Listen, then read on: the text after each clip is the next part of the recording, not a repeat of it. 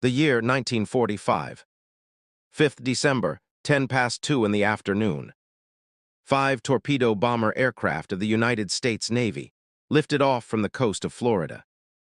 The mission was called Flight 19, a 3-hour routine training exercise. Nothing special, nothing unusual. 14 crew members in the air led by a highly experienced pilot and war veteran. The 5 planes flew east from Florida. The weather was clear. The sky was open. Everything was normal for about 2 hours, then something went wrong. Their squadron leader reported a sudden problem with the compass. It had stopped working. They reached for the backup compass. That failed too. Now they couldn't determine their actual position. They asked the pilots of the other planes. Their instruments were malfunctioning as well. Lieutenant Charles Carroll Taylor, the squadron leader, began sending radio transmissions. Confused, contradictory, increasingly desperate, the weather started to worsen. By 4:56 in the evening, Taylor believed the planes were flying over the Gulf of Mexico and that they needed to fly east to get back to Florida.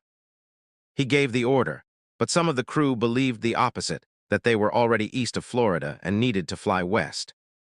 Right after Taylor's command, one plane broke away, its crew convinced they were heading in the wrong direction.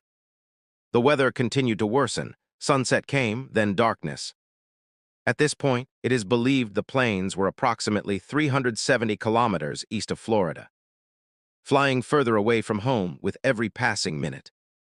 At 7:04 in the evening, we received the last radio transmission from Taylor.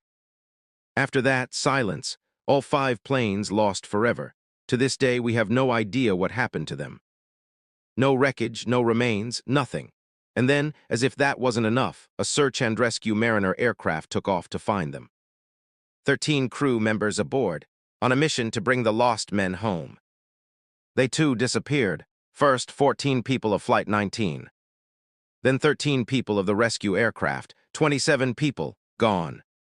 A massive air and sea search operation followed, one of the largest of its time. Days of searching, they found no bodies, no aircraft, no debris, nothing. Interestingly, the area where both flights disappeared is the area we now call the Bermuda Triangle.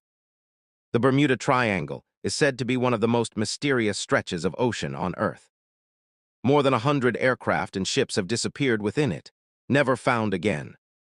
This area lies between 3 points, Florida in the United States, Puerto Rico, and the island nation of Bermuda to the north. Together, they form a triangle that spans more than 500,000 square miles of ocean. And the mystery is older than you might think. In 1492, when Christopher Columbus set sail to find the New World, he reported that as his ships passed through this very area, his compass stopped working. And one night, gazing up from the deck of his ship, he saw a strange light in the sky. A ball of fire. He watched it fall out of the sky and disappear into the ocean below. That was the beginning. Over the following centuries, as more ships passed through those waters, more stories accumulated. The area was given names that reflected what sailors feared most. The graveyard of the Atlantic, the Sea of Doom, the Sargasso Graveyard. But the name Bermuda Triangle was first used in 1964. In a magazine called Argosy, a writer named Vincent Gaddis published an article titled "The Deadly Bermuda Triangle." In it, he gathered decades of disappearances, linked them together, suggested that something peculiar existed in this part of the ocean. He offered no explanation, but he didn't need to. The mystery had taken on a life of its own. Books were written, films were made, songs were recorded. Computer games were built around it. The Bermuda Triangle had become a legend. One of the most chilling incidents connected to this area happened in 1918. It involved the USS Cyclops, one of the biggest and fastest ships in the United States Navy at the time. A critical asset, especially as America entered the First World War. Used to transport troops, carry coal. On 4th March 1918, 306 people were aboard the USS Cyclops. The ship set out from the West Indies, heading toward Baltimore, carrying 11,000 tons of manganese ore. The journey was expected to take 9 days. The weather was clear at departure, Everything was in order. The last message sent from the ship read simply, "Weather fair." All well, after that, nothing. One of the biggest ships in the United States Navy. Vanished, no distress signal, no wreckage, no survivors, 306 people gone without a trace. And then there is the story of the Ellen Austin. In 1881, a 210-foot ship called the Ellen Austin was traveling from London to New York. A common journey for the time, unremarkable. Until, somewhere near the Bermuda Triangle, the Ellen Austin encountered another ship. From the outside, the ship looked completely normal, sails intact, hull undamaged. Cargo untouched, but there was no one aboard, no crew, no passengers, not a single soul. The captain of the Ellen Austin brought his ship alongside and waited. 2 full days, watching for any sign of life, listening for any response, nothing. Then he boarded the ship himself. Everything was exactly where it should have been. The cargo was intact, valuable items untouched, ruling out piracy. So the captain made a decision. He sent some of his own crew members across to steer the ship, and both vessels continued their journey together. For 2 days, everything was fine. Then a storm hit. The ships were separated. When the storm cleared, the captain spotted the mystery ship in the distance through his spyglass. He sailed toward it, pulled alongside, and found that his crew members had vanished. Every single one of them. The ship was intact, the cargo untouched. But the men he had sent across were simply gone. It is said the captain tried once more, sent another group of crew members to steer the ship home. Another storm, the same story. The ship separated, the men disappeared. When the Ellen Austin finally returned to port, the owner of the ship was so shaken by what he heard, he sold it immediately to a German company. They renamed it, and the unidentified ghost ship was never explained. Now it has to be said, this story is extraordinarily old. And stories this old, passed down through generations without documentation, are very difficult to verify. Historians and researchers have found no contemporary records to confirm it happened. Which means this story may itself be a legend, a tale that grew in the telling. And that brings us to something important. Over the years, many theories have been put forward to explain the Bermuda Triangle. Some people blame aliens, claiming that extraterrestrial craft had been abducting ships and aircraft from the ocean. Others believe there is a giant sea monster lurking beneath the surface. Others simply say the area has some inexplicable force that swallows vessels whole. But let's set those aside and focus on the explanations that actually hold up. The first involves magnetism. The North Pole of the Earth and the magnetic North Pole are 2 different points. When you look north on a compass, the compass is pointing toward the magnetic North Pole.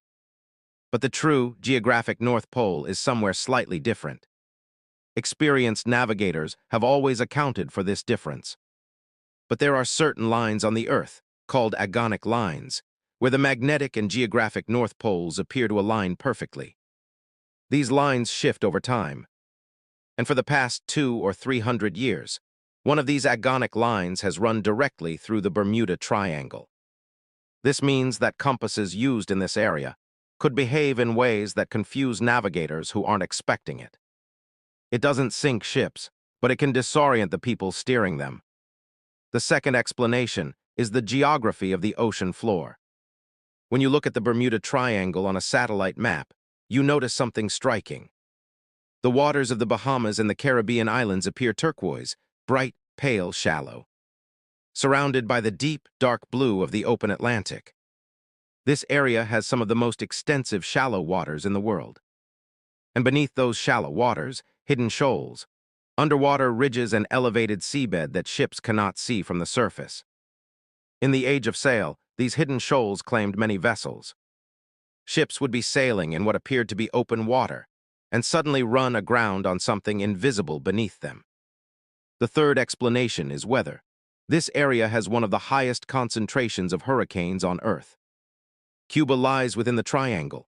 Florida, the American state most battered by hurricanes, lies at its western edge. Violent storms, waterspouts, sudden dramatic changes in sea conditions. Any one of these could sink a ship and scatter its remains across thousands of miles of ocean, leaving nothing behind to find. The fourth explanation is stranger: methane hydrates. Beneath certain areas of the ocean floor lie vast fields of frozen methane gas.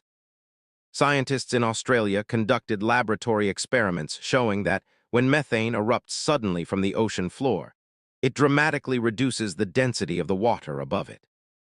When water density drops, a ship's buoyancy fails, and the ship sinks instantly. Without warning, without sending a distress signal, without leaving debris. These underwater methane eruptions, sometimes called mud volcanoes, could theoretically explain why some ships disappear so completely. There is no direct evidence that any specific Bermuda Triangle disappearance was caused by methane hydrates. But the science is real, and the possibility cannot be dismissed. The fifth explanation is the most important, because it is about how human beings perceive the world around them. It is called the Baader-Meinhof effect, also known as the frequency illusion. Here is how it works. When you become aware of something, you begin to notice it everywhere. Think about the last time someone in your family bought a new car. After you got that car, you probably started noticing the same model on the road constantly.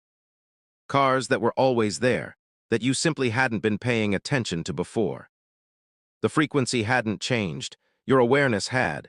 This is exactly what happened with the Bermuda Triangle. Ships and aircraft disappear in every ocean on Earth, in every sea, in every stretch of water. The Malaysian Airlines flight that vanished years ago, that didn't happen anywhere near the Bermuda Triangle. But once people became fascinated by the Bermuda Triangle, they started paying extraordinary attention to every disappearance in that area, while ignoring identical disappearances everywhere else. Journalist and author Larry Kusch spent years investigating the mystery. His conclusion: many of the most dramatic Bermuda Triangle stories were exaggerated. Some were fabricated entirely. The more he researched, the more he found that incidents had been embellished over time. Distances were wrong, dates didn't match the weather records, and some stories had simply never happened. The National Oceanic and Atmospheric Administration of the United States states clearly that there is no evidence that disappearances in the Bermuda Triangle area occur more frequently than in any other part of the ocean. The United States Coast Guard does not even recognize the Bermuda Triangle as a particularly hazardous area. They point out that the region is one of the most heavily trafficked stretches of ocean in the world, which naturally means more incidents occur there than in quieter waters. Add hurricanes, shallow waters, the Gulf Stream, a powerful ocean current that can scatter wreckage across thousands of miles. And what you have is not a supernatural mystery, but a very dangerous stretch of ocean that humans have been crossing for 500 years. In 2013, when the WWF published its study of the world's 10 most dangerous bodies of water for shipping, the Bermuda Triangle did not appear on the list. So what was the ball of fire that Christopher Columbus watched fall into the ocean all those centuries ago? Scientists have a simple answer: it was a meteor. A space rock burning up in the atmosphere above the Atlantic, exactly as meteors have done for billions of years. And yet, 14 crew members of Flight 19, 13 crew members of the rescue aircraft, 306 people aboard the USS Cyclops, gone, no wreckage. No explanation that fully satisfies, no closure for the families left behind. The Bermuda Triangle may not be supernatural, but the ocean is vast and dark. And it keeps its secrets very well. So tell me, do you believe the science? Or do you believe there is something else out there, something we haven't found yet? Something waiting beneath the surface?